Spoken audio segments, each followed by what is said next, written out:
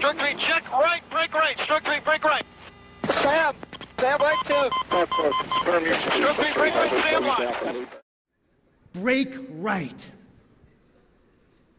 How do you respond when those missiles come?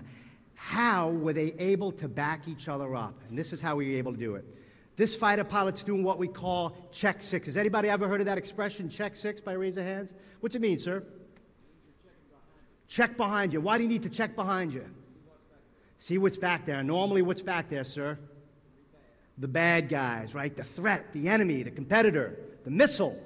You see, when you're strapped into an F-16, into an aircraft, you can barely move, maybe 3 or 4 inches either side. You can see out front really easy. You could be proactive, but guess what? The missiles are coming where you can't see them.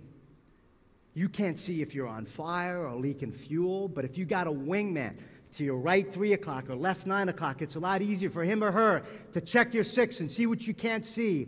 This is the concept of mutual support, and we discipline each other if we don't provide that support. It's called perspective, right? It's called calling out each other's blind spots. Raise your hand if you got some blind spots in your life. We all have them, right? And if you don't have them, just ask your spouse, they'll let you know, right? When we're strapped in, folks, we're dealing with our sales calls, our mission, the challenges that we have as Top Gun performers. There's a lot of things we don't see, yes?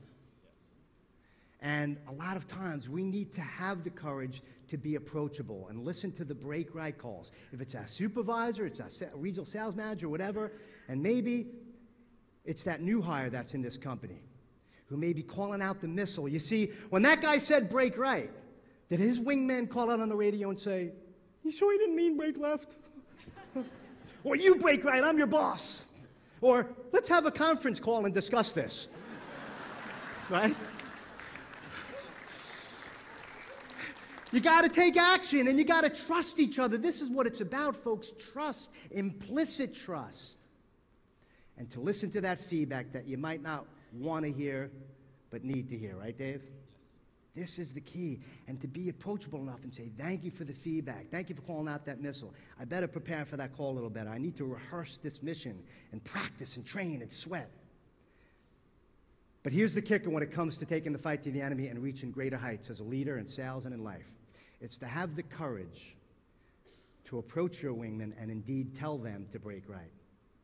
To tell them what they need to hear, not what they want to hear. To have the courage to risk the relationship to do what's right.